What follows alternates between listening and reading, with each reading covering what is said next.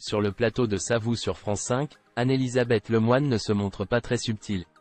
L'animatrice a ainsi évoqué la vie privée et intime de son chroniqueur Patrick Cohen. Certains mots ne plaisent pas du tout à la personne concernée. Parfois, dans Ça vous, il arrive que certaines informations privées soient divulguées. Mardi 28 novembre 2023, Anne-Elisabeth Lemoine plaisante sur son amour pour le chroniqueur Patrick Cohen. Et le moins que l'on puisse dire, c'est que ce dernier n'a guère apprécié la blague. Il ne s'en cache pas sur France 5. Patrick Cohen se sent gêné par les déclarations de Céline Dion. Joyeux Noël est au centre du programme. Franck Dubosc, Emmanuel DeVos et Daniel Fichot, les trois acteurs qui tiennent les rôles principaux du film qui sortira en salle le 6 décembre, feront des apparitions dans C'est à vous. Et face à la québécoise Danielle Frichot, Pierre Lescure a évoqué la star de la ville canadienne, Céline Dion.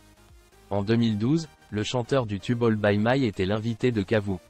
Elle nous a donné une leçon sur la manière de montrer son amour, se souvient Pierre Lescure. Et le producteur a diffusé des images de ce moment. Céline Dion a révélé à Patrick Cohen: au Québec, quand tu exprimes ton amour à quelqu'un, tu lui dis je suis folle de toi, tu me rends fou. La blague d'Anne-Elisabeth Lemoine ne marche pas. Plus de 10 ans après, le chroniqueur est toujours gêné par cette séquence.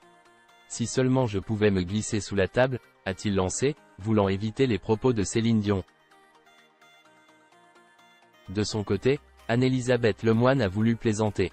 Depuis, il n'a offensé personne, dit-elle à propos de Patrick Cohen. Si elle agit de façon drôle, cela signifie que son ami a tout mais veut rire. Il restait froid, pas un mot ne sortait de sa bouche. Mais son expression faciale en dit long. Patrick Cohen se tourna droit vers Anne-Elisabeth Lemoine et la fusilla du regard. Patrick Cohen tombe amoureux de la belle Alexandra, ancienne journaliste. La blague n'a visiblement pas fonctionné. Mais c'était juste une blague. Car Patrick Cohen a fait tourner la tête, ou plutôt une tête, à l'épouse des Alexandre Coren. La jolie brune était une ancienne journaliste devenue architecte d'intérieur. Ensemble, le couple forme une adorable petite famille. Patrick Cohen et Alexandra Coren sont les heureux parents de Juliette et Aurélien. Le journaliste de 61 ans est... Trois années pour se remettre du traumatisme causé par les réactions négatives. Le film a vraiment rendu sa vie beaucoup plus difficile, mais il n'a jamais abandonné.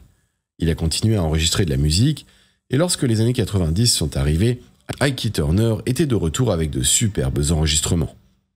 Bien qu'il ait connu des problèmes personnels et qu'il ait dû vaincre sa dépendance aux drogues à 2 reprises, il a réussi à se relever. Il a même été brièvement emprisonné après avoir tiré sur un facteur qui aurait apparemment maltraité son chien. C'était à une époque où il était encore pris dans sa dépendance aux drogues.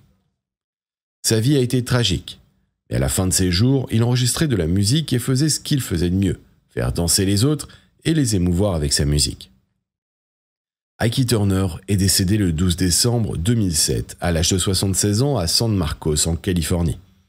Sa disparition a été une grande perte pour l'industrie musicale. Depuis sa disparition, Tina Turner a déclaré qu'elle lui a pardonné et qu'elle est en paix avec sa vie. Tina Turner a fini par quitter les États-Unis et s'est installée en Suisse où elle est mariée à un homme suisse, Erwin Bach. Elle a continué à se produire en musique après son déménagement en Suisse, mais maintenant, dans la soixantaine, elle a décidé de prendre sa retraite. Malheureusement, elle a connu des problèmes de santé, ayant subi un AVC et étant atteinte d'un